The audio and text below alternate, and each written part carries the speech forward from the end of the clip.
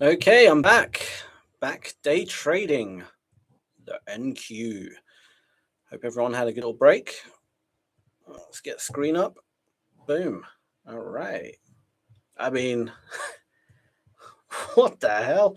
I think we're just rotating up, down, up, down. We're still very much in the range. So, yeah. What can we do? Let's just get this up so I can actually see what I'm doing. Let's put this here. Have yet to still take a trade in my cash account, which is very annoying. Very, very annoying. But hopefully I can get one. Hopefully the market seems a bit more stable and calm. I mean, this move up was insane. I actually caught this little short here, and this wick, that was pure luck. I mean, what the hell?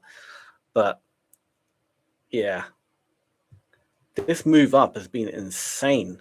Absolute insane. Such a steady move as well. Look at the angle. The angle of attack. It's just been... I mean, we are approaching these highs again.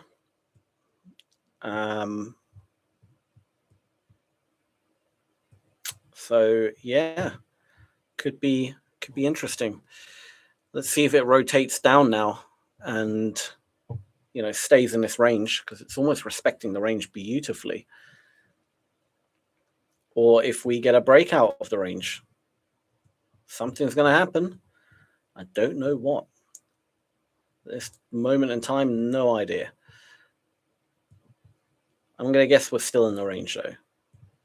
Let me just update these volume profiles. How's everyone doing? Hope everyone, excuse me, had a good little break.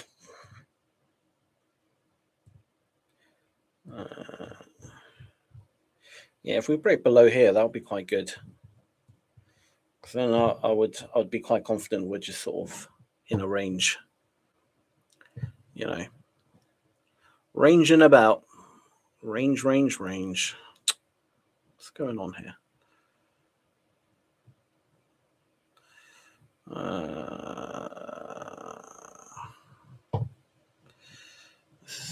Load that up. All right. We are loaded. Got my cash account loaded up, hopefully, and get a trade in. Just going to wait for everyone to come back in. Bit of a later session trading. Let's see if we can get some action. Knowing my luck, I mean, while I was gone, we had all this. Now that I started, it's just going to go sideways for ages. Literally, I guarantee you that's going to happen. Kevin, good to see you. How are you?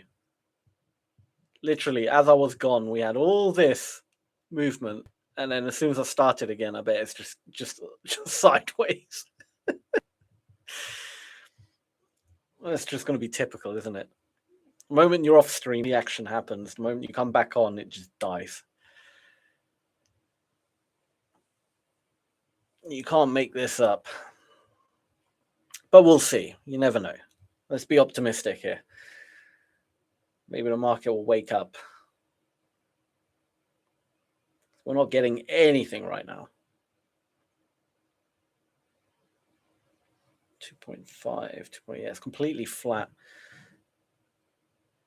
I would like to see a rotation here. I would like to see it, come back down, start ranging. Well, it is still in the range, but you know what I mean. Good morning, Solo Trades. How are you?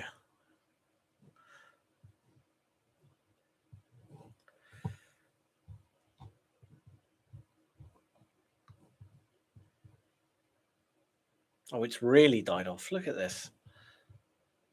Look at this volume. Next to nothing. I'm going to have to start making the clusters smaller, because I can't see anything.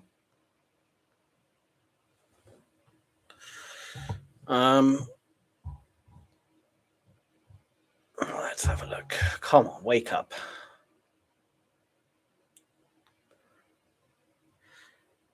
Yeah, it's not too bad today. Not too bad.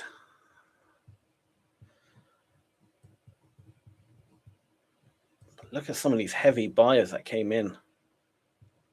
400. Lots of buying happened. I would love to see actually what the cumulative was when we opened. So I'm going to go back to 2:30 my time. Where's the open? That's it. There it is. So cumulative was negative 766. And now we are at negative 2,000, almost 3,000. So sellers are still in this market. Still very much in this market, these sellers. They haven't yet left. There's a lot of sellers still in this market.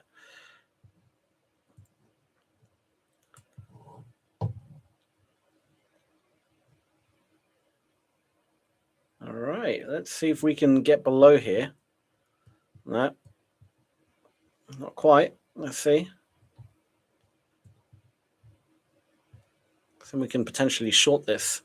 And because I believe we are still very much in this range. Just going up and down. We've been doing this for ages. And on the daily, I wonder how the daily looks actually. Let me just check on the candlesticks. Okay, the daily was still kind of trying to squeeze up, but there's so much buy pressure that was in this market for the last 2 weeks or so. All this whole movement up we had, you know,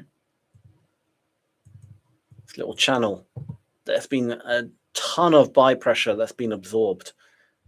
So someone's building up a big sell position, ready to potentially, you know, create one of these movements down where it tanks. So I'm still kind of, my longer term bias is still that we're going to have some kind of sell off at some point.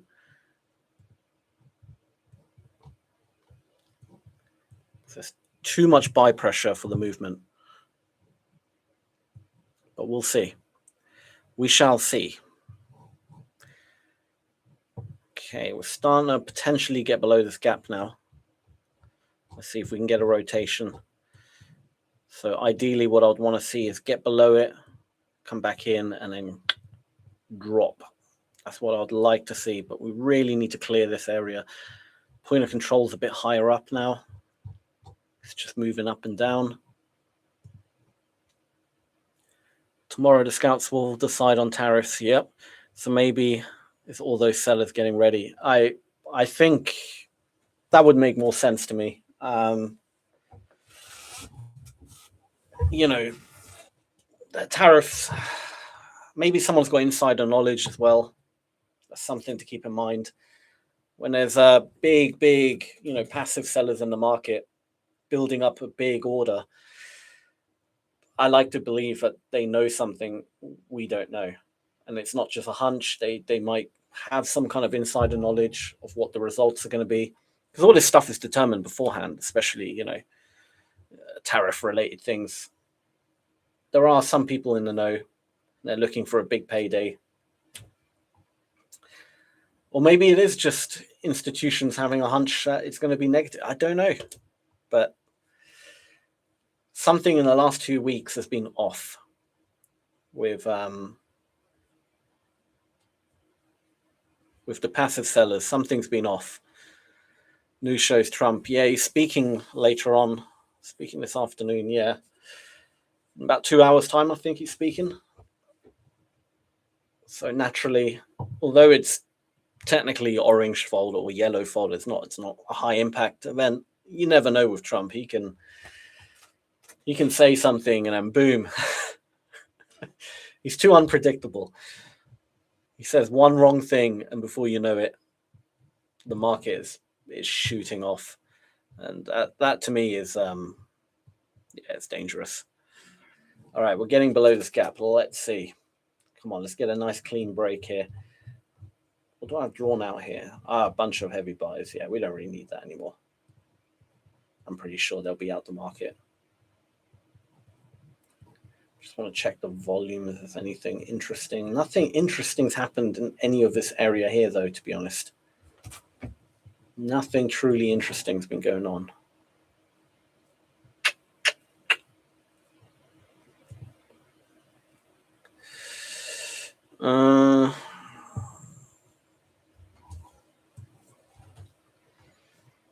Still a bit dead, but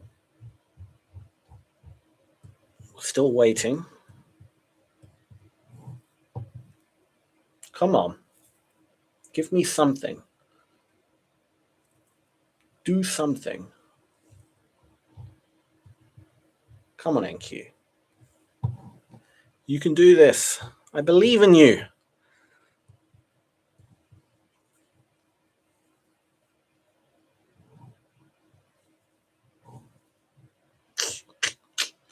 The volume is shit, man. It's low. All right, we've kind of broken below the gap. So now I want to see a pull up into it again and then a potential rejection. And then a continuation down. That's what I want to be able to get in. All right, we pulled up ever so slightly into it. We touched it. Come on. You could have given me a bit more than that. Are you kidding me? Frickin' NQ. What was that? You just touched it with your wick. And then you drop. Fucking hell. I hate when the market's like this. So unfrickin' decisive. Just technically, yes, we broke below and pulled in, but come on. That's not what I was anticipating. I was anticipating a bit more of a pull back into it. That, what, one tick into it? That's hardly... Yeah, and then the settle. All right, well, I missed that. I well and truly missed that. That is long. Now I've got to wait for the next pullback to potentially get in short again. You never know. It might give me that. You never know. Fingers crossed. Because that was too quick. That was too little of a. I mean,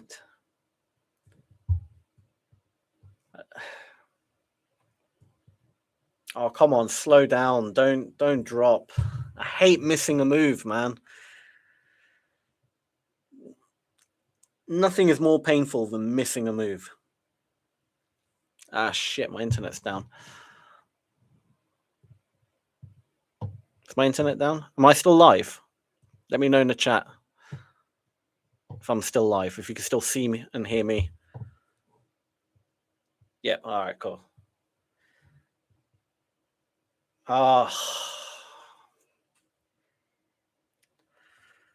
Thanks, Solo. Thanks, Nadine and a Racing Coalition. That hurts more than being stopped out. That genuinely hurts more. Missing the move hurts more than being stopped out.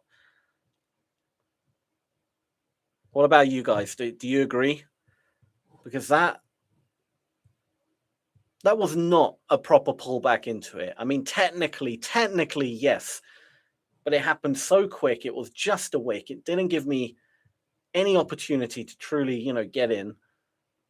And off it races off. That pisses me off, man.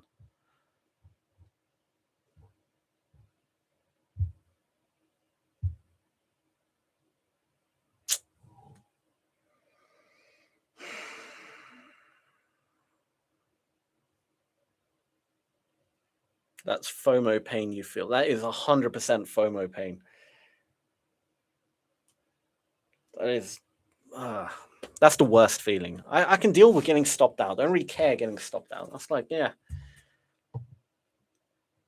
That doesn't affect me, but missing the move.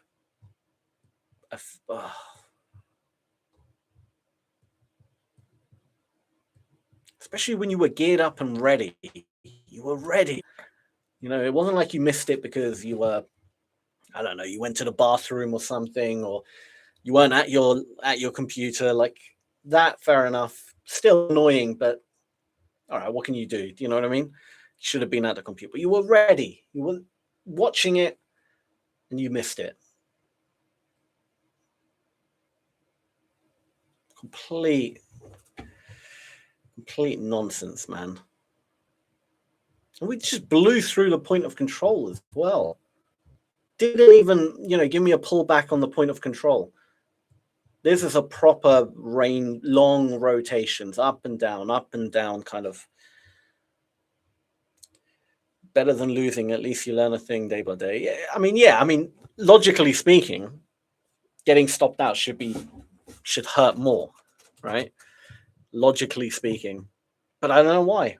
Missing the move for me annoys me. Gangster Garber, the purple boxes, low volume nodes. Yes, indeed. Let me make it a bit bigger so you can see what I'm. Some of them are drawn out a bit poorly. Yeah, that was a low volume node. So generally speaking, although it's called a low volume node and it's technically low volume, it's actually more high volume, because the only reason it's low volume, and I try and explain this the best I can, but the only reason these nodes are low volume is because the market didn't spend much time there. So for example, the only reason this is a low volume node is because the market just shot up right through it. This is heavier volume because it's been there for a longer period of time. So generally speaking, what makes the market obviously move a lot quickly is higher volume, right? So there was bigger orders placed around low volume nodes, and that's what made it shoot. And therefore it's now a low volume node because it just wasn't there for a long period of time. So like if I do a volume profile from like here, just this whole push up basically. So from the bottom to the right to the top, before I do it, actually, let me just delete it. I can tell you that this is probably going to be the point of control because there it spent the most time. Here's going to be a bit more higher volume, and this is going to be a low volume node right there. You see where that candle is just one big candle just moved up. So this whole area is going to be a low volume node. So if I do that real quick, boom. So point of control there because that's where it spent the most time. Here's a low volume node. And if you were to look on the footprint then around that time, you'll probably see there were large orders here. So what price range was that? Let's say 25,963. 25,963. Let's go. 25. 9. What am I doing? 963 here somewhere. There it is. There it is. Yeah. So you can see the heavier volume that came in. That little cluster. So that's why I draw out the low volume nodes, because they can essentially, on the volume footprint, sorry, not the volume footprint, the volume profile, they can be areas where you can expect rejection, some kind of, some kind of movement. Oh, okay, we're getting something. Let me just get rid of that. Something's happening. We're getting a bit of action. All right, so a bunch of sellers with big sell candle here in terms of volume. Didn't have any follow through. We're squeezing them out. Let's see if we can get back into that area, the one where I missed, and get a good rejection and then continue down. That would be nice. This could be the redemption. The market might be giving me a second opportunity here. I always welcome a second opportunity. Let me get rid of this volume profile. Double, yeah. All right, we're back to around the point of control area.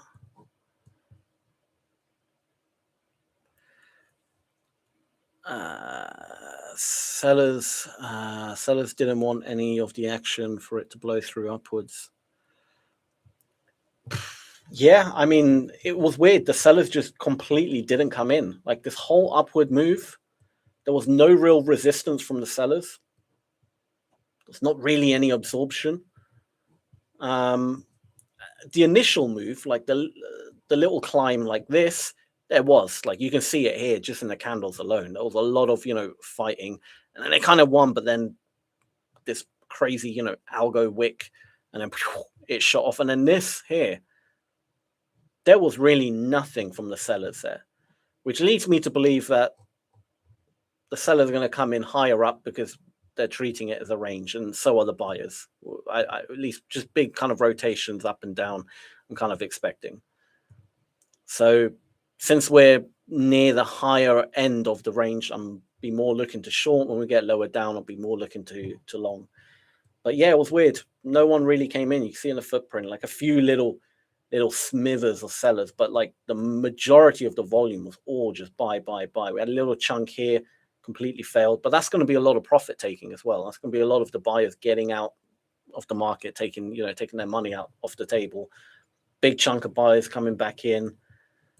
But we only when we reach the top, where there are a bit of seller, but again, not massive amounts. Apart from there, again, the sellers start coming in again. So let's see if no, go a bit higher. Don't rotate here. No, don't you dare go back up. Don't you dare go back up. Get to this freaking low volume node. Give me another opportunity. Don't do this to me now. I'll wait. How do you get the order flow candles on TradingView? Is that an indicator? Do you need the CME data for that? Yes. So it's not an indicator. It's actually inbuilt into TradingView, right? Under the candles, like where you can change the not candles, the chart, right? You got volume footprint, but you will only have it if you have the upgraded, like the premium TradingView. And then once you got that, then you need to get the CME data subscription, which you can get from TradingView as well.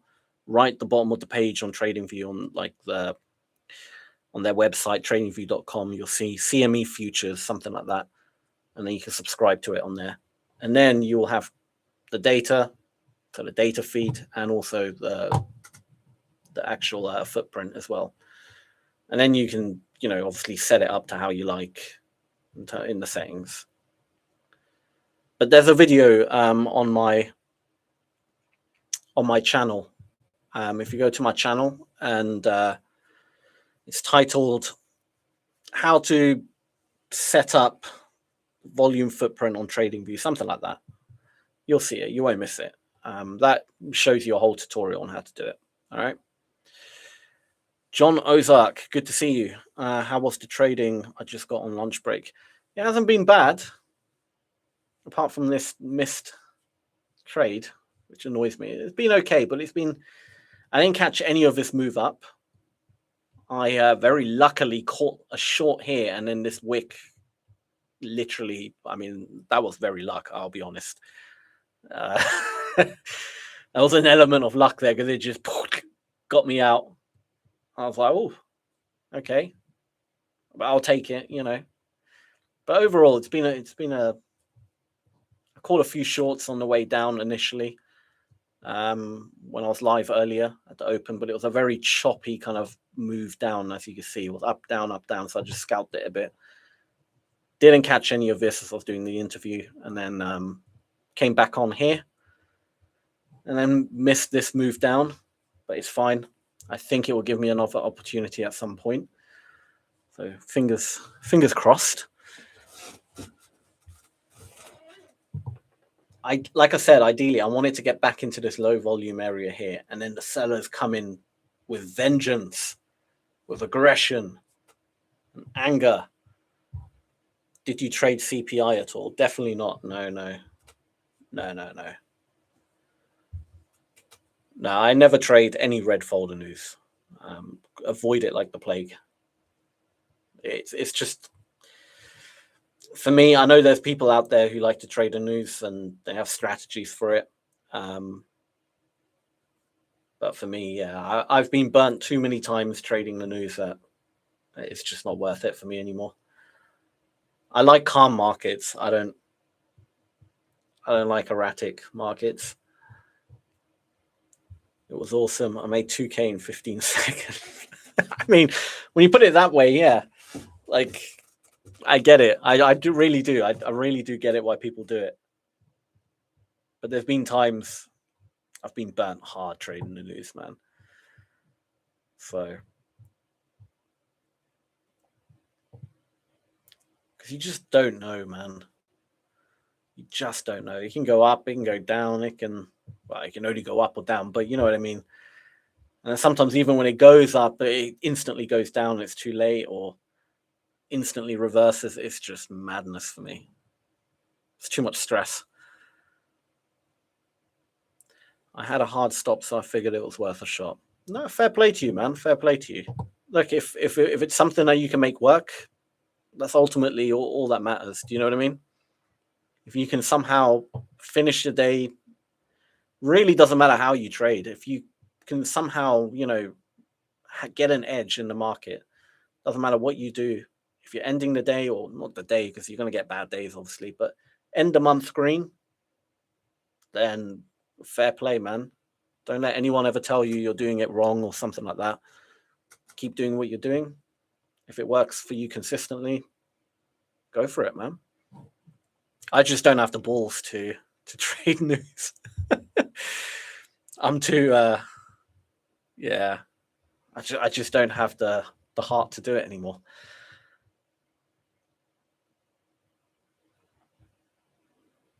Come on, let's get up.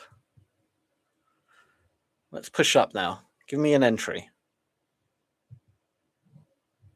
I mean, I wouldn't object to longing it as well in this area. If we get down to here, I wouldn't totally object to long it. I would be all right to potentially long it if, it shows me on the footprint, hey, it's not bad. So I basically want to short here, long potentially here, but I'm more inclined to short right now. Just because I think we're still stuck in this range and we're at the top of the range. So put an order 30 points above and 30 points below NQ, let it rip. Oh, what for CPI?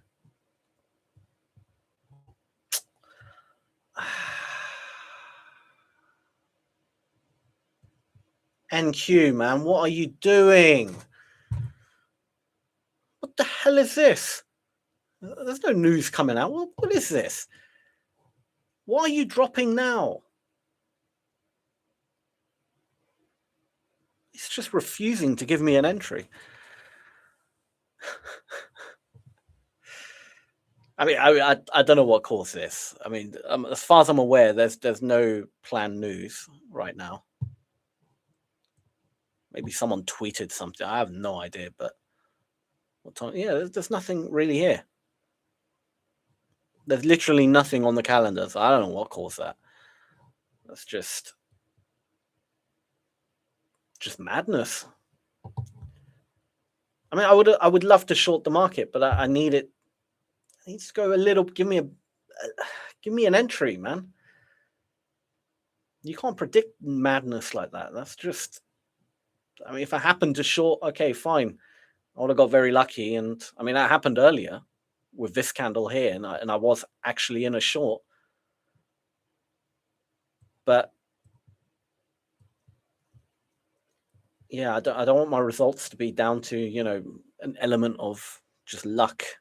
I like actually having something a bit more solid. How do I get the footprint on TradingView? I'll decide that later. There's a video on my channel. So if you go to my channel, there's a video titled how to get or how to set up the volume footprint on TradingView. And that's a full tutorial. It's about 20 minutes long, but I show you from start to finish how to get it and how to make it look like how I have it. But you can obviously play around the settings, set it up however you like. But essentially you just need the premium version of TradingView so you can get the footprint on the charts. And then you need the CME data subscription, which I'll show you how to get as well. All right.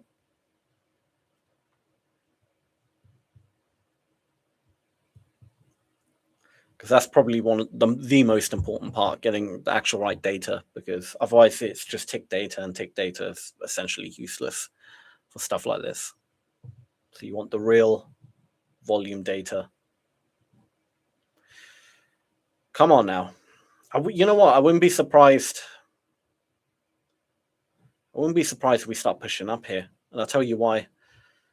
Just because, are you seeing a pattern? What happened earlier? This crazy algo rip, and then we started shooting up. Crazy algo rip, started shooting up. I mean, that's just based on the fact that it's happened twice. I wouldn't be surprised if we actually break the range and start going up. But we'll see. We'll see what happens. Because look, sellers are coming in. Still got a bullish candle. The sellers are struggling a lot here. Which is, you know, fine, because we're just dead in the middle of these two areas. We're not really, we're in kind of no man's land. We're in essentially the point of control. So it's going to be a lot of, you know, choppiness and no real kind of true direction. Everything's going to be a bit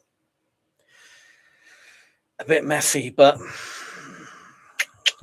come on. I still want it to go up higher. I want it to get to this area.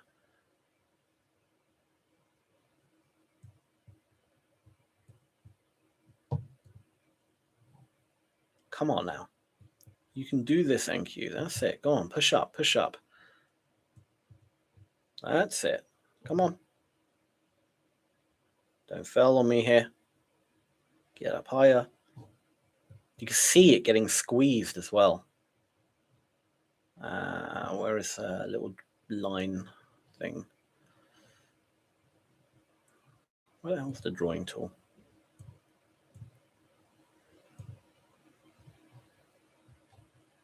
Where the hell's the trend line thing? Oh, there it is, right? But you can see it, you know, kind of squeezing into this area. So I'm expecting it to pop out soon. And then ideally, get to the top here and then dump. That's all I want. Literally all I want. Get to the top and dump. I don't want it to dump now. I don't want it to, you know, get to the top and dump. I mean, obviously, it doesn't have to do what I want it to do. I'll be the richest man in the world otherwise, but it would be nice. It would be nice if NQ did me that favor. Just be good to me. Let's actually see what the hell happened here. So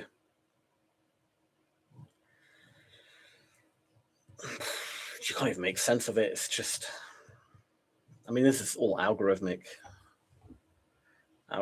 and whatnot. How much volume was that? That was a lot of volume there. 1,000 contracts. No follow through either.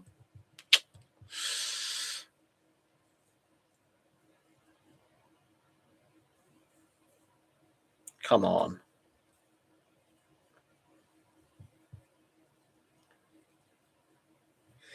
What we can do is look at the cumulative for this whole.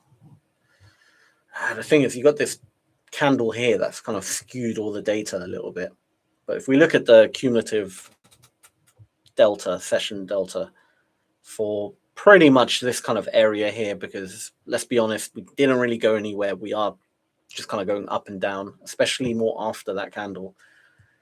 We were at, you know, we started around, where does it start? No, it starts here. Started around, you know, negative 4,000 contracts, 4,460.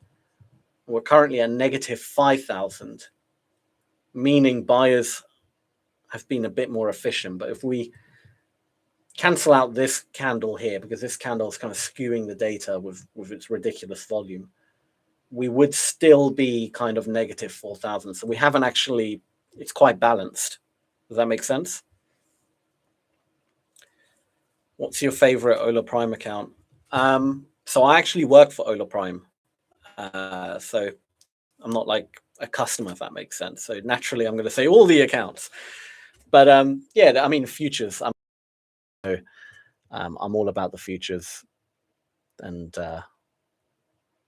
whether you go direct account or you do an evaluation, they're all pretty decent. And we got a lot more platforms coming as well. So we have DX futures right now. I'm actually getting transferred. My account's getting transferred off Project X. So hopefully in the next few days, I just hope that I'll have an account to actually trade. I might not have an account to trade for like a day or so, but that's fine. Then I'll just, I don't know, trade a demo account or something just for the stream. But yeah, and I think we got Ninja Trader coming. Got Rhythmic as well, so you can connect to pretty much like every order flow software out there. We also got Tradeovate coming. Yes, John. Yeah, we got Tradeovate coming.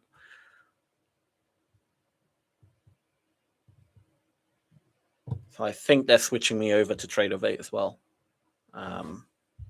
which is awesome.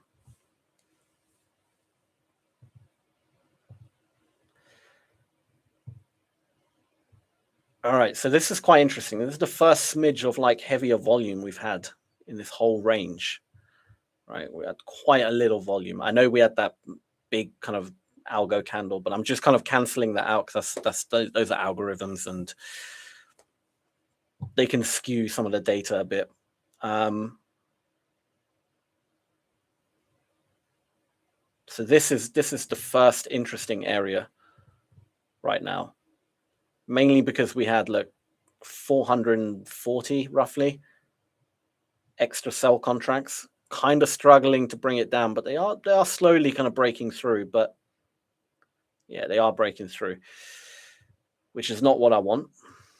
I kind of hope that the sellers wouldn't break through there and be very inefficient. Buyers take over, squeeze them out a bit, and then get to here. Do you guys have any competitive prices for your direct futures account? Traderify and day traders both have you beat on prices and contracts? I could talk to the team. Again, this is not like my department. I don't, that's not my job role. But I think what we do generally is when we do like offers, special offers, we do quite a few like discounts, special offers, whatever. Then we like they're very, very competitive. Like we usually beat the competition. And the best way to kind of keep up to date with those offers is, social media, Discord. Discord's a big one. People on Discord generally find out the special offers beforehand. So yeah, keep your eye out for essentially any offers running. Sometimes we do some crazy offers like 90% off and stuff. And then, yeah, everyone just buys accounts just to hoard them, at that price. John, I wanted to get one, but I only use Tradeovate. Yeah, it's coming soon. So very, very soon. Cherry, hi again, Cherry. Good to see you. They actually have you beat on a lot of stuff. No drawdown, payout percent, and even a trailing drawdown. Well, again, like it's not I just work for them. I don't set the rules and any of that kind of stuff. But I can definitely look if it's a consensus that we should be more competitive. I can go to the team that does all that stuff and tell them, look, we need to be more competitive. A lot of potential clients are saying we're not as competitive. Maybe we should be more competitive, I guess. And hopefully they listen. But yeah, I mean, if it was up to, again, like it's a big operation. So like I can't really, and it's completely out of my department. Like I don't do any of that stuff.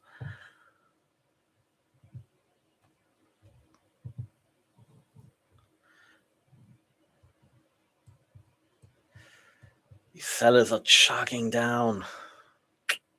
think the seller's got it. I don't think we're getting that pullback, sadly.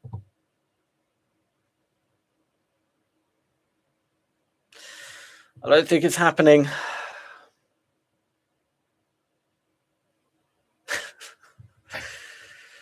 All right.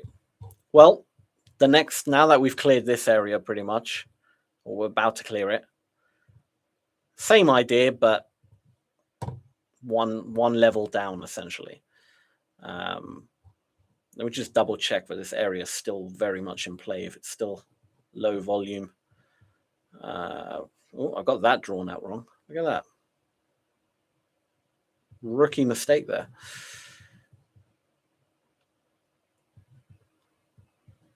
Where is that area? Oh, I forgot that drawn. Oh, it is there. Yeah. It's very much still a low volume node, so good to see. So yeah, I'm still very much looking at potentially, breaking this area, coming back into it, and then we can continue down, hopefully. Again, I don't know why I've got gray here. What have I drawn out here? Oh, okay, that's that low volume node. I don't know what I drew out here. Let's get rid of that, because that's distracting me a little bit. Trading viewed slightly higher up, the low volume node, so maybe I drew the volume profile a bit differently on each platform. Oh, look at these buyers coming in, trying to defend.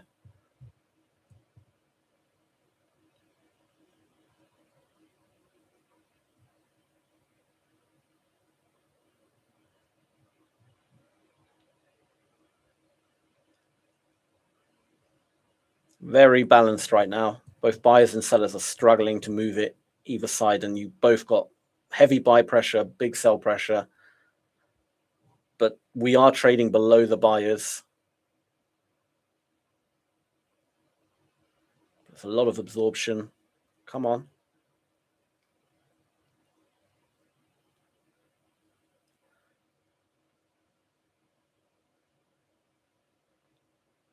Come on. All right, the buyers are taking it. I want to see. We didn't really have a clean break, but it's fine. It's good enough. I want to see buyers exhaust themselves a little bit.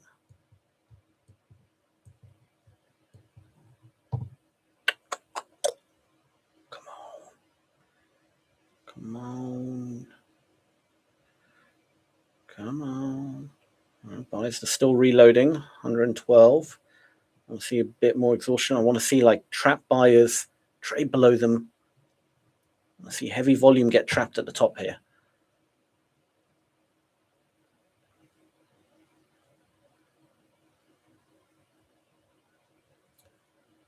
How do you actually look at the DOM? It takes a lot of screen room. Yes, let me answer all these questions in a second, because I kind of got to keep my eye on this trade, on this footprint. But I'll answer it in a second. I see we've got two questions from Midas and Amar Ladi. Apologies if I pronounced your name wrong.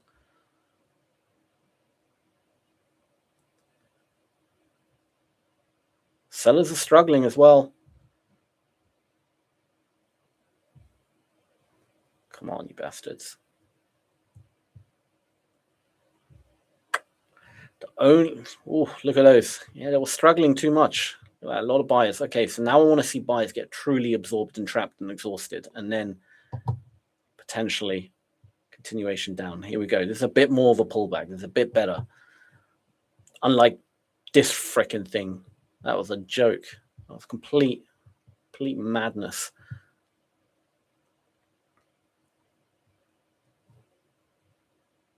Still not seeing it.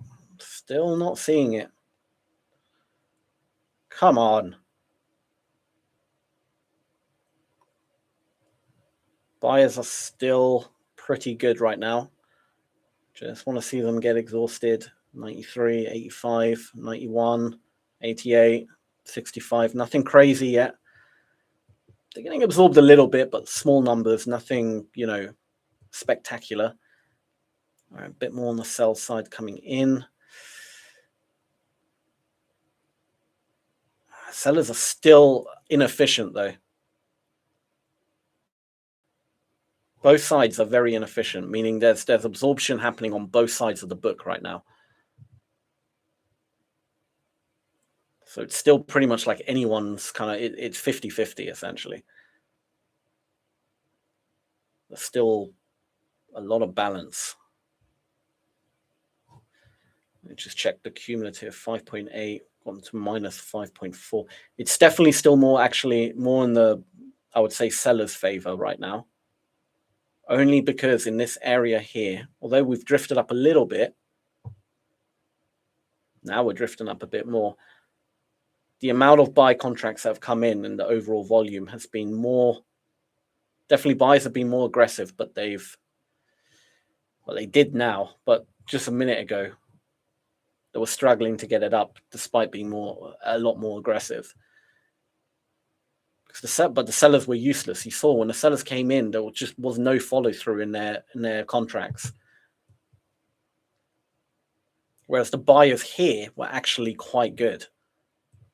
These buyers here that came in, they were actually able to push that market up a bit and have a bit of follow through. But look at that, sellers instantly back in. Those buyers that made that move, they defended really well. The battle is still very heavy right now, so it's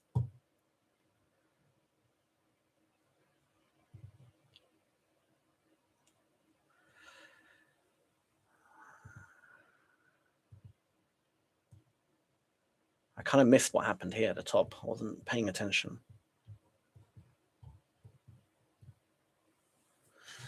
Oh, I'm so thirsty.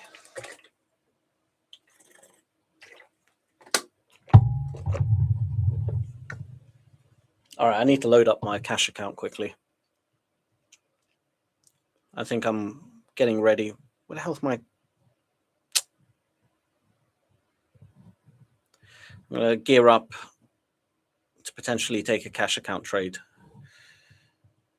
It's already quite late. I have yet to take a single trade on my cash. If there's follow through, I'm taking a cash account trade. So let me just load that up. Come on, hurry up. What size are we looking at? 25 points. Say 30 points. $20 a point. All right, 5 contracts are fine. 5 minis. Potentially. Okay, got that sell pressure above.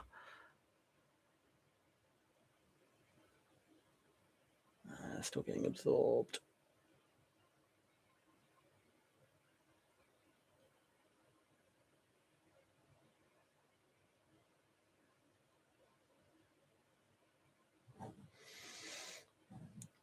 Okay. All right, give me 2 seconds, guys, while I sort this trade out.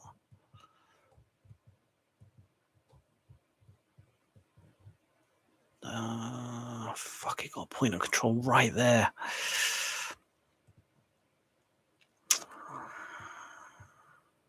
That's fine. It's fine. All right, I'm going to target 5877. 5877.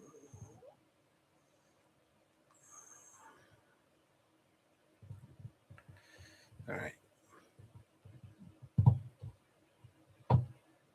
I am in a cash account trade. I didn't take it on the Ola Prime account because I prioritize my cash.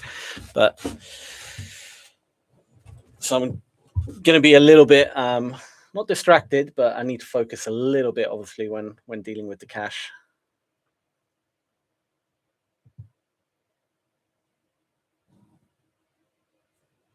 But I will still talk. Okay, let's see. So 25,877, mainly because that's basically a point of control. I don't know if it shows up. I think it's like here. 1 minute. Why is it showing a little bit differently on the? It's basically where this initial move started. Oh no! Sorry, no 5877. I'm looking at the wrong thing. Sorry, my bad. I'm getting confused now myself. We're at that initial move now. My bad. This is working out nicely. I'm just a bit. I just want to see what happens with these buyers. If they start becoming effective, I want to get out. Sorry, trade below them. Trade below them. Just draw that out. Ah, you bastards! Don't you dare. That's it. That's it, sellers. Good. Good. Come on, get below. Nice. Yeah, just because there's a gap right there. Low volume node. So I expect that's going to be the next area. It's not a great. Don't get me wrong. It's not like an amazing. I don't think it's going to necessarily. Oh, what's going on here? Don't you dare! Don't you dare! Come on, get below those 200. Get below those buyers now. That's it. Come on, get below them. Good. Get below that 132. Good. Come on, follow through.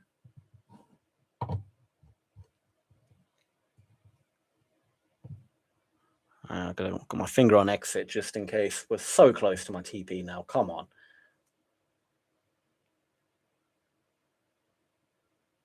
There we go. Come on. Ugh.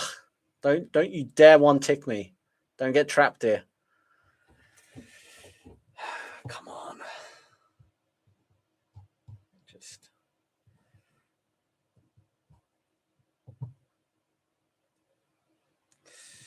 not liking this. There's a lot of volume. Not much follow through. Come on. That's it. That is it. That's it. Come on. Ah, don't you dare buyers. Don't come in now. You absolute. Come on.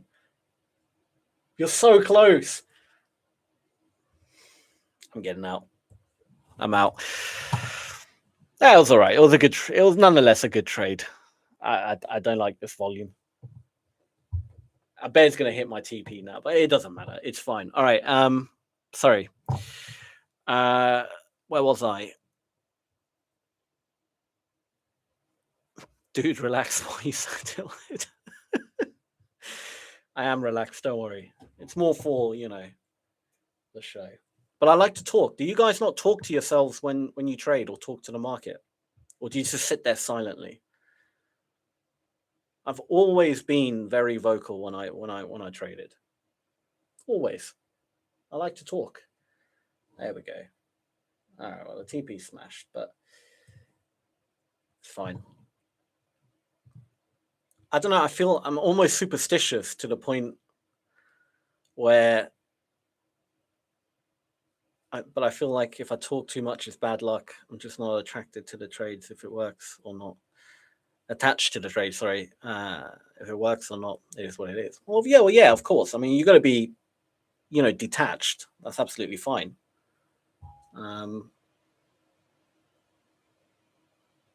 But yeah, I don't know. I like to talk. Just talk to the market. Bully it sometimes. If it's not doing what you do, start bullying the market a bit. Start threatening the NQ.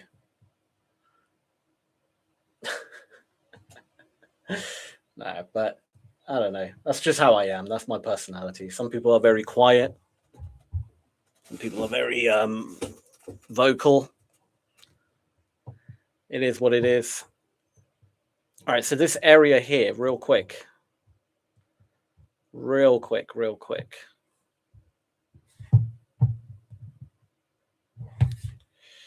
Sorry, 1 second.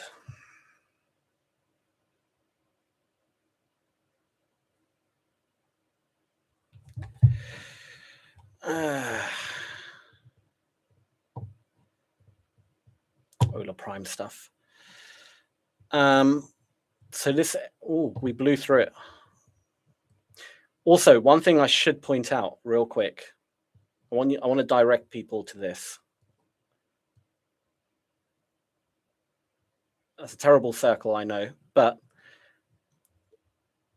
this is like almost a prime example of stuff you want to see when it comes to basically order flow. And it's not so good when you're already quite far down a move. But if you see this near, one second, let me switch. If you see something similar to that, but you see it a bit higher up, or like on a retracement, or like, for example, if you see it up here, right? That's a beautiful I wouldn't call it a signal necessarily, but it's a beautiful kind of, because the signal just indicates I'll jump in immediately, but essentially lots of volume, in this case buy volume, so this would be obviously for a short, right? Lots of volume, buyers trapped like near the top of a candle, and then the sellers trading below them, all in one candle. And especially if it happens quick, if you see it live and it kind of spikes. Whew, whew. All right, that was terrible drawing. 1 minute. If you see it, let me use a path. So if you see the candle live as it's developing, and you see it kind of spike up very quickly and then instantly reverse, and it traps a lot of volume at the top, that is usually, that's an amazing geez, look at this. That's, my God, something's happening here. 1 second. Something is happening here.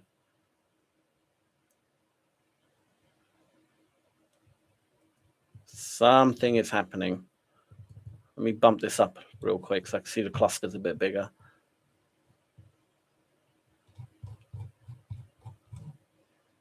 Aha. Okay, it's that wick, that algo wick. Oh shit! There's a gap right there. I didn't spot it. A nice little gap there. Ah, we're in a gap. Okay. You got to spot this stuff, man. I do suck sometimes at keeping my areas updated. Something is going on here. This is an interesting area. So what I'm doing, someone asked about, what do you look for? All right, number one, it's basically a few confluences, if you want to put it that way, or whatever you want to call it, right? I do a volume profile. Generally, now how I draw out the volume profile, I'll explain this real quick. Okay, so we're in a range day today, clearest day, range day, right? We're just going up and down these big rotations, okay? So on a range day, I just draw the volume profile pretty much from like the beginning to the end, right? But you can draw it, from each individual leg, whatever, right? But I'll draw the volume profile pretty much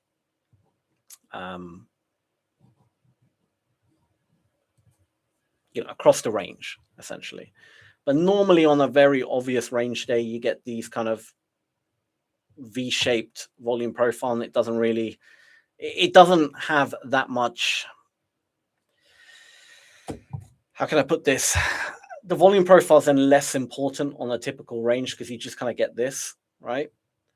But on a normal kind of non-range day, especially on a day like, with these big rotations, but on a normal kind of a day where it's not ranging constantly, what I would do is draw the volume. So imagine we're in a downward day. We're in a very bearish market, right?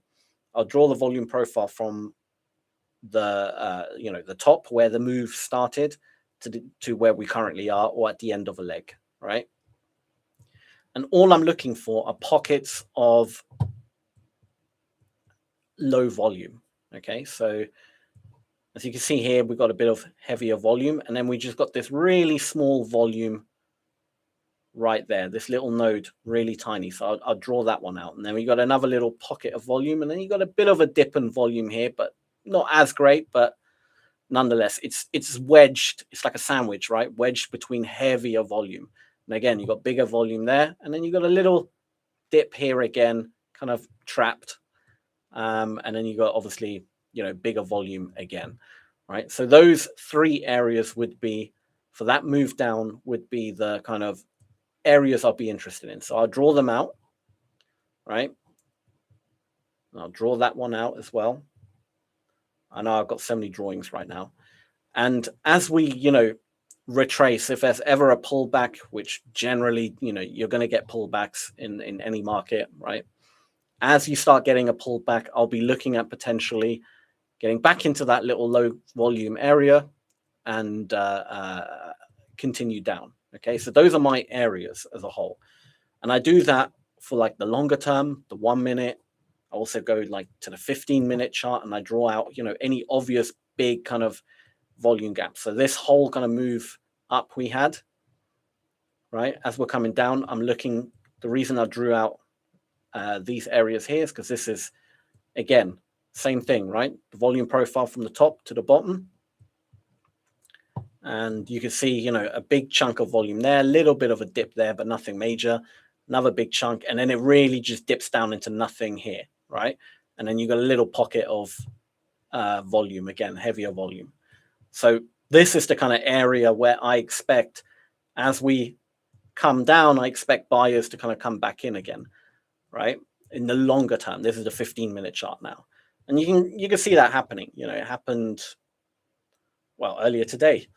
As we shot down, we dipped into it, and then you're looking for potential buys, and then obviously when we get to one of these areas, I want to look at the volume footprint then, right? And what I'm looking for is essentially some kind of confirmation. So if we go back to that area earlier where we had here, right? As we dipped in, what I'm looking for now is very easy. It's kind of like a 3-step, not pattern, but like there's 3 stages to it, right? Stage 1, you're looking for heavy. So this is obviously for a bullish position, right? Because I'm potentially looking to buy in this area. I am looking for, therefore, heavy sellers coming into the market, right?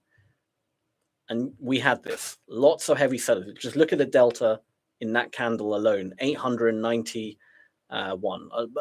big chunk, massive amounts of sellers, basically, very aggressive, right? That's number 1. Number 2, I want those sellers to not be able to push the market down, right? I want them to fail, essentially. I want them to be not very efficient, all right? And considering that, 891 contracts came in, all right, they kind of pushed it down a bit, but there was no real follow through. We didn't get, another bearish candle. Like if that happened, then the sellers have taken control. You're obviously looking to sell, right? But the actual volume versus action or what actually happened didn't really match the volume, right? And you had it again here, right? Another big chunk of sellers came in trying to push it down. There was no real follow through, right? Kind of had it a little bit, but nothing major here, right? Whereas before, when sellers came in, right, they were kind of able to push it down bit by bit. It was choppy, but nonetheless, they were good. So that's number 1. Number 2. Heavy sellers come in, no real follow through. And number 3, I want buyers now to come in aggressively and trade above the sellers. So where did all the sellers come in? You can see pretty much like the main chunk of sellers would be around here, right? Within that kind of area. We also got another little blob of sellers there. So this whole kind of area is sell territory, right? A lot of sellers have put money in the market. They're going to be vulnerable now, right? What I want to see is buyers come in and trade above them. So we had that again. We saw big buyers now starting to come in, right? 95, 92, not huge amounts, but then there's 240. Great, right? So that's now, okay, I'm interested. This could potentially be the move. And as we break above them, naturally, you know, sellers, because it was a bit of a range, you're going to get people trying to, you know, push it down. You want to see now effectiveness from the buyers. You want to see some kind of efficiency. And you can really only see that best live as the candle is kind of forming. In hindsight, it's a bit more difficult to see because you like take this negative 39 here. That's negative 39 now, but at the time when we were trading here, that probably wasn't negative 39. That could have been negative 100, right? And then it jumped all the way, you know, back down to negative 39. If it was a negative, let's say a negative 100, that means instantly within, you know, a split second, lots of buyers pushed that number from negative 100 to negative 39, meaning essentially 60 plus contracts were absorbed in, you know, a matter of seconds. So you want to kind of see that the change of the delta in real time is what you want to keep your eye on, okay, and how effective it is. Because if that was like negative 100 and we're still not pushing down, that's a good sign, right? Buyers are holding this level quite well. And then, you know, you're looking to basically buy, and that's essentially all you're looking for. You're marking out low volume areas, wait till we get into that area, and then you're looking for people trapped. It's kind of, some people call it, you know, trapped, other people call it absorption. It's all essentially the same thing. It's just different words for the same thing. And then you're looking for aggression, right? Some kind of aggression from the opposite side, from the side you want to trade in. So the way I do it generally is if I see sellers failing, so say we get here, which we did, and I start seeing sellers not able to push it down, generally what I do is I'll enter already, but split my order up into quarters. Okay, I don't always do it, but I like to do it quite often. I'll, you know, if I see like good absorption, I'll enter with only a quarter of my overall size that I'm willing to enter. And then once I see aggression come in and it's effective, I'll add maybe another 2 contracts or whatever, another half of my position. And then if it's, you know, doing quite well and we're getting above them, and I can kind of see now, like, yeah, the buyers are very, you know, taking over, I'll add my last little quarter and then try ride it until I see essentially either I'll target, you know, obvious areas where, you know, highs, lows, these are obviously obvious areas where you want to target. That's absolutely fine. Or I'll target another low volume node. So like this low volume node, I would probably want to target that as like a TP because I'm expecting something to happen in that area, right? And as you can see, as we drifted up, you know, it rejected in that area. So I kind of want to get out already of my position, right? And although it did continue eventually, keep going up higher, I don't really want to sit. You don't want to be up X amount and then only for it to go back to your entry. It's just, I don't know, as a scalper, it just doesn't feel right. I know if you're more of a intraday trader, of course, you're probably more likely to, you know, have your position, you'll have your stops like here, and then you'll target, you know, wherever the hell you're targeting, and you will just hold through, you know, the swings, which is absolutely fine. That's another way of doing it. If that works, brilliant. But it's down to your personality now, you know. For me, I hate holding through pullbacks. I like to kind of just bag the money, and you know, if we get a pullback and I see a potential, obviously this was tough to trade because this was like an instant wick, it was like an algo, but let's just say it was a normal kind of, you know, candles. If I see similar kind of what I explained earlier with, you know, sellers getting trapped, buyers coming back in, trading above them, blah, blah, blah, blah. Typical, you know, trapped sellers at the bottom. Absolutely, I could jump in again for another position. and see if I can ride another leg up. But then I'll still be weary in this area, right? Still be very wary on this low volume node, because it could very easily, again, reject off the low volume node and kind of go up and down, especially when there's two low volume nodes kind of quite close to each other. The market many times will just kind of bounce off them for a bit, and then eventually one breaks. In this case, didn't quite do that. We bounced off once, bounced off that, and then eventually broke. Fine, but it's all about probabilities, right? The probability of it breaking the second time it tests it is probably lower than, or maybe 50-50 than it going down. So I'd rather, if I'm already up in profit, I'd rather potentially take the money and, okay, fine, I miss out on more, but at least I've bagged something. And so that's kind of like the way I see it. But, when it comes to those sort of rules, those rules aren't set in stone. I mean, you can be profitable no matter how you view it, right? If you're intraday and you like to hold, and you want to hold as long as possible, go back to the highs, whatever, that's absolutely fine.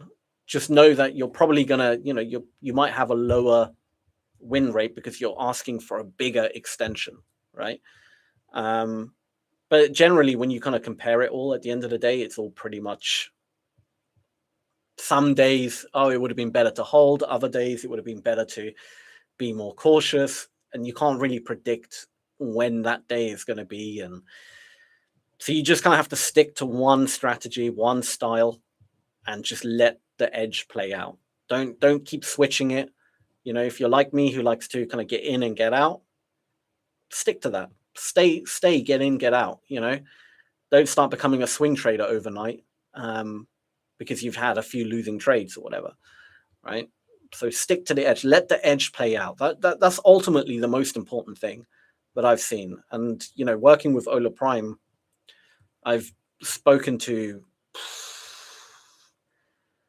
I don't even know, but so many traders, so many good traders, people who are, funded, getting payouts, regular payouts, are consistent. And the one thing they all have in common is that they let their edge play out. They don't change the recipe, right? I've seen people who just have a moving average. I kid you not. There was a time I believed that if you just traded a moving average, you're not going to be a successful. It's not really going to be much of a successful strategy. I was wrong, because I have seen firsthand traders who just have a simple moving average, not even an EMA, literally a simple moving average, right? And they have really basic rules, and they're just patient and disciplined. They don't, if a trade doesn't appear, it doesn't appear for them, but they stick to some very basic rules, and they just allow it to play out, and they're profitable. And it kind of goes to show, no matter how, you don't need a complex strategy. You can simplify things. You can keep it simple, but genuinely, your biggest edge is letting your edge play out, right? And obviously not over leveraging, keeping your risk small, because you want to be able to absorb, I say, at least 10 losses in a row, right? If you can absorb 10 losses in a row, you're doing okay. If you blow the account after 2 losses, you're risking too much. If you blow it after 4 losses, still you want to lower that amount. Go to the micros. Don't be, lower the size, and generally it starts working out then, because that is truly your edge. I knew a guy, and this is a true story. I'll show you his strategy actually. It was. Let me just switch it to a different instrument, because I don't want to get rid of all my drawings.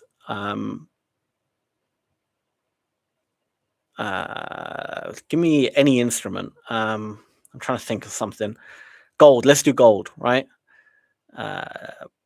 GC.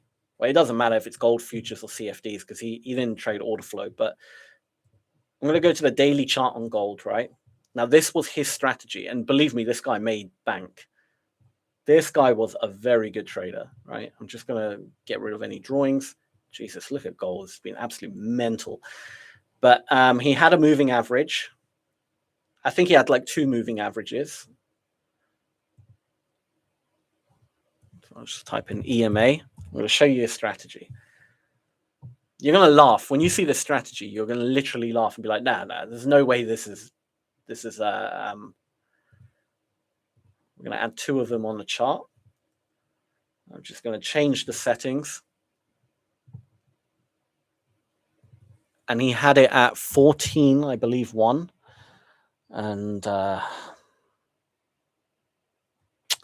can't remember the last one. I think it was like either 14 or 20 or 9 or 14. But either way, he had 2 very kind of, simple moving averages. And all he was looking for, right, was on a daily. Okay, and he trades CFDs. So maybe I should actually go to a CFD chart because it's a little bit cleaner. But it's fine. All he was looking for was, so there'll be no trades here. And he would do this on any instrument, by the way, not just gold. Like I'm talking any instrument. He will go through the whole, whatever his broker had available, he would literally trade, right? And all he would look for is, to go back into these moving averages. So like here, and then he's just looking for a particular kind of style of candle, generally more like kind of like, I think they're called like hammers or whatever. I'm not really into candlestick patterns and stuff, but he would look for like kind of like a wick into it and then, movement and close out of the moving average. So similar to that, right? That's what you would look for. And then literally as the day opens, I think he waited like an hour for the spreads to get a bit better, but pretty much as the market opened, he would set his stop loss below the last day's candle, and he would target, essentially, he would close his position before the day, right just before the end of the day of that day. So that would have been his trade. Boom, done. And he would wait, he would wait, he would wait, he would wait. And he would do this with any instrument, like I said, right? Like this one here, we kind of, dipped in and then we closed down below it. Kind of like pulled back into it. So he would go short on that day. And it was insane because it was just such a stupid strategy in terms of like, I mean, he might have been a bit annoyed on this day considering how far down it went, but nonetheless, he would have taken it. And he's just kind of looking for that kind of pattern. I mean, the futures chart has so many gaps. If you go to like the CFD, it's a bit better. XAU, right? Yeah, see on the CFD it looks cleaner, and he would trade CFDs, but that's essentially like he would have probably taken that trade right there on that day, and he would do this with every instrument, and of course he would have losing days, like of course, but it's such a stupid simple strategy. And his risk management would always be, he would measure his stop loss and he would base his position size based on the stop loss of that day, right? So you always kept this risk kind of flat. So there, even if it was like a huge candle like that, and his stop loss would have to be massive, obviously. He would calculate, his stop is 114 pips or whatever, whatever it is. And then he would, work out which lot size to enter. Based on that, and then that would be his trade basically. And I tell you right now that works. That works because I've seen him do it. He's been doing it for years.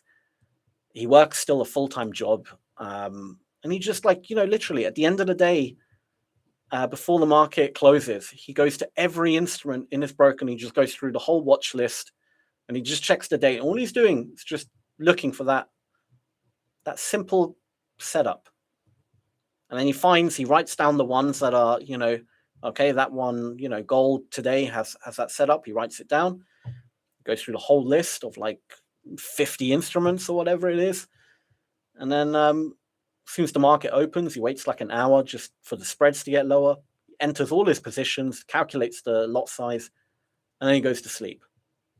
And that's it. And then the next day, just before, he doesn't even look at it half the time, you know. And then the next day, as the market closes, just exits out all his positions, good or bad, and he makes money. And I'm like, you know what? Fair play to him, because it's so stupidly simple. But it almost makes you wonder why do we as traders overcomplicate things? And I'm not saying, use this strategy. I mean, it's down to, you as a person. I think I'd be a bit bored with this strategy, because there are times where he just doesn't have a trade, or days he won't find anything, and that's it.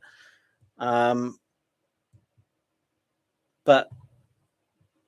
it does make you think, man. It does make you think. Like, how it's so simple. I need to get rid of these EMAs. I don't need them anymore. I'm on a daily, no wonder. I was wondering, why is this looking so weird? While I was explaining that, we had the pullback. I missed the trade whilst explaining that, but it's fine. Look, it's the end of the day. It's not a big deal for me. I got one of my cash accounts. I'm happy. But yeah, look, again, as I was explaining, someone asked, right, what do you look for? I already had it drawn out, what I was hoping to happen, pull back into this gap and then a continuation down. We had it as we went up. Look at the volume just spike a little bit for the buyers. It's not massive amounts, don't get me wrong, because the volume does die off as we get later on in the day. But if you just compare it to like what is the volume around this current time, 225 is a bit bigger, 120 is still a bit bigger, and then they kind of just fail. We're in that gap. Now I'm looking for us to trade below those sellers, or those buyers, trade below these guys here. Bit of aggression coming in, and then we really get some aggression. That's your, get in entry right there for a sell. And then, scalp it down back into probably this area here, where, you're expecting some buyers to probably come in again and, but yeah, you could have, had a little scalp again. So the same thing. That's literally all you're looking for, right? Or all I look for, sorry. Know your levels and try to be on the chart when it happens. That's that's another good that's another good top tip. And obviously, if you see something you don't like during the trade, don't be afraid to get out, right? Like you're seeing, look, all these buyers come in. The point of control's right here. It's not great. Do you know what I mean? Not really. If you're in a short position, it's a bit. Is it worth holding? These buys were very effective. They came in quite heavy. They're pushing the market up, coming in. They're still coming in. Are these sellers going to defend? Like, you might as well just get out. Do you know what I mean? Pocket whatever money you had. I mean, you'd be pretty much at break even now. Again, you had the point of control here. Always be aware of where the point of control is, because the point of control is a tricky one. You're gonna get price slowing down at very least at the point of control. Doesn't necessarily have to reverse, but it almost guaranteed, almost 99% chance that if price gets to the point of control, it's going to slow down, at least slow down. Very, very rarely does it just plow through the point of control, unless there's like a fundamental reason, like news, whatever, red folder news, Trump has just tweeted something big. Yeah, and the volume's just insane. It's going to plow through. But the point of control is kind of always a bit of it's going to slow you down. It's going to slow price down. So when you get there, really look at the efficiency of the market. Are we struggling? Are sellers struggling as we were in this area at the point of control? Were sellers struggling And you can see sellers are struggling. They're putting in volume, but they're just not, they're struggling to get it down. Might be a good idea. At least take partials at very least. Take partials. Even if you don't want to, get rid of your whole position, take partials at very least, because you're seeing bigger numbers on the sell side and it's not, they're struggling a bit. There's a bit of a, so expect that there could be a slight pullback potentially. And then you got to question, do you want to hold through that pullback? You got to make that decision in real time. Sometimes holding is the better move. We could just plumb it down now and say, oh, thankfully I held that trade. Other times you can reverse, so you have to kind of, weigh up your options. But that comes with, I would say, there's no right or wrong. And you got to kind of, figure out what feels better for you as a person. Everyone's different. I personally am more of a kind of, I like to kind of get out, secure the profit before, I'm more spooked easily in the market. And there are times, I've been in absolute epic trades and I got out early and I think, why did I do that? And it just, keeps shooting in my direction. And it is annoying when that happens. Don't get me wrong. Of course, I'm a bit pissed off, but it's fine. At the end of the day, why does it matter,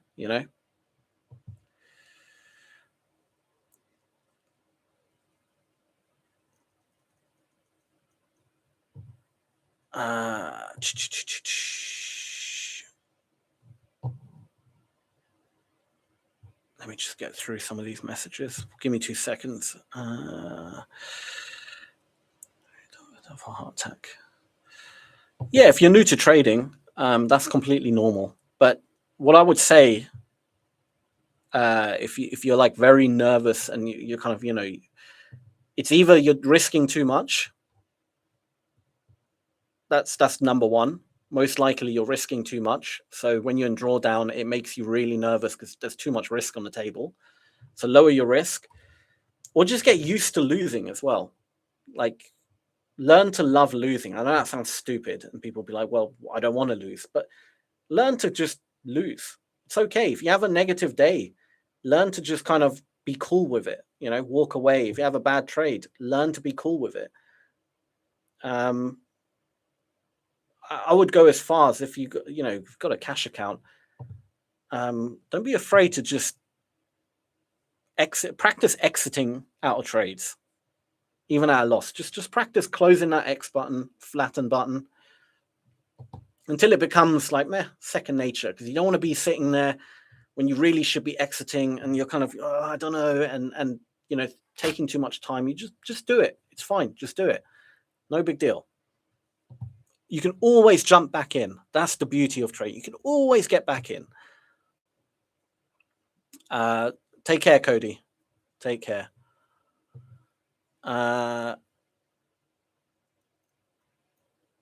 Trades on a specific time frame. You look once in a while before you enter on the trade. So I don't really use an EMA, if I'm honest. No real reason why. I think when you use too many things at once, because there's so many tools out there as well, you second guess too much. Because say, for example, I want to take, say right now I see a really great short, and I really want to take that short, but the EMA is, like below, say the EMA is like here, right? That might make me second guess a little bit, because I'll be like, the EMA, but it's not, we're above the EMA. Should I really be shorting? I don't know. So it starts becoming like too much stuff conflicts with each other, and you just got to recognize sometimes having the EMA will help you. Other times it will deter good trades, and it's all just, you just got to stick to one or the other. There's a million strategies out there. There's going to be strategies where, for example, there might be a breakout strategy that works very well in general, but here it would have failed. and a strategy like mine would have been good. But there'll be times where my strategy would have failed and a breakout strategy would have worked really well. And you can't win them all. Like there's just, the important thing is find something that you understand and feels good and makes sense logically to you, and then stick to that. As long as you know that there's an edge, do a bit of back testing, forward testing, whatever it might be. Once you've identified there is an edge, great, stick to that 1,000,000%. Don't deter from it. Don't change the recipe. Don't strategy hop constantly. Just don't up your lot size. Don't change your risk. Same thing day in, day out. That's honestly the biggest edge in the market. It's just sticking to something.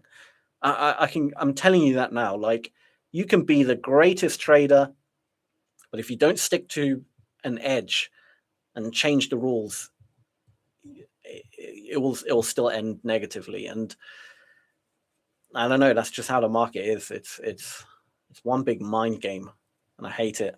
We all hate it, but we love it. Hal says good afternoon. Oh, Tom, you're back. Drop. Yep. Damn right. Well, this market's kind of died off. Kind of died off a little bit.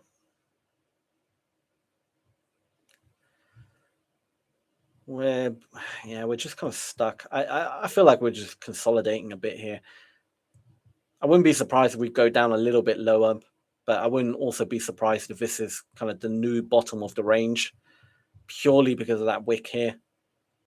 That really sparked off the move. When that happened in real time, that really, that was like instant, split second kind of movement. So that really sparked that kind of, move. You can almost count this as one leg, pull back, and then second leg. And then we got to the top of the range. We got that rotation again.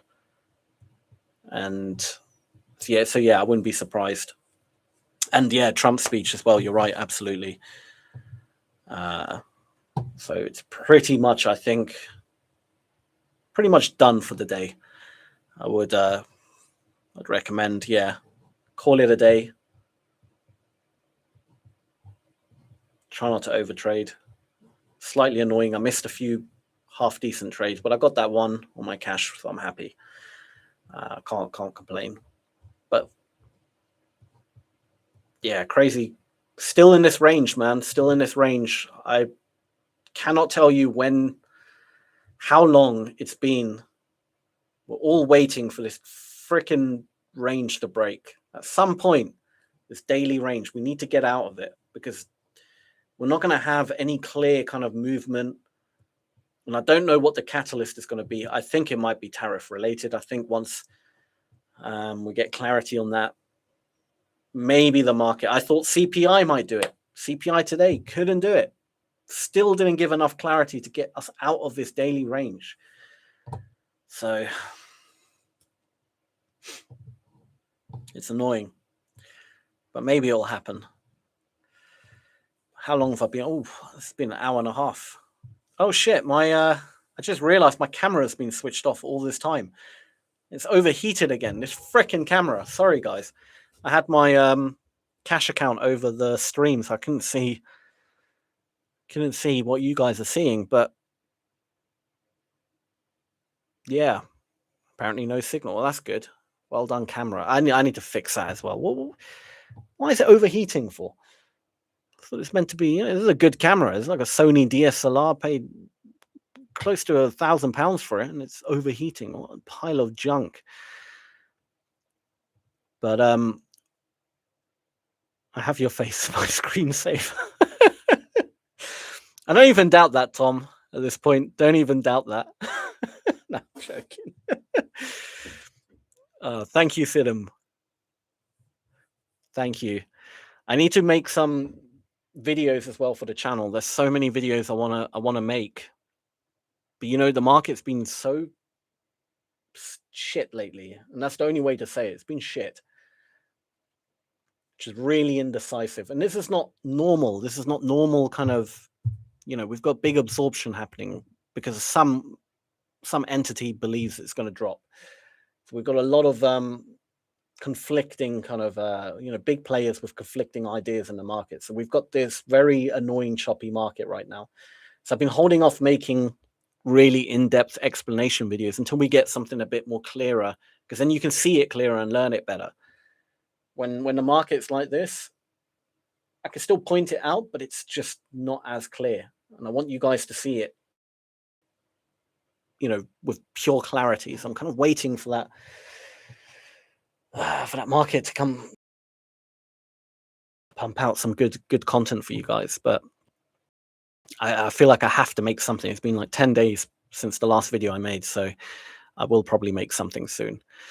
But guys, we're going to call it there. I'm again tomorrow, 9:30 Eastern for New York Open, obviously. And maybe I'll trade the ES tomorrow, because the ES does have a better footprint. So maybe I can show you some of the ES. Might be easier for people to follow as well. Tom says it's been tricky the past 2 days. Have not been the easiest for me. I survived, but I know a lot trade. Yeah, I mean, it hasn't been great for me either, man. It's been a I've been waiting for these kind of extensions. They just never happen. So I've switched my style to be a lot more, just grab little bits now. Until we break out, I'm not looking for any extensions. I'm just scalping back to 1 minute, man. Strategies. I'm not trying to hold trades anymore, because the amount of times you were up a decent amount and then it just came back because you're trying to hold, you're trying to get that extension, and it just doesn't happen because we're still in this stupid chop. So yeah. All right, TM Cloud, take care. I'll see you all tomorrow. Have a good one, and yeah, have a great rest of your evening, day, etc. And I'll see you all tomorrow. Take care, everyone.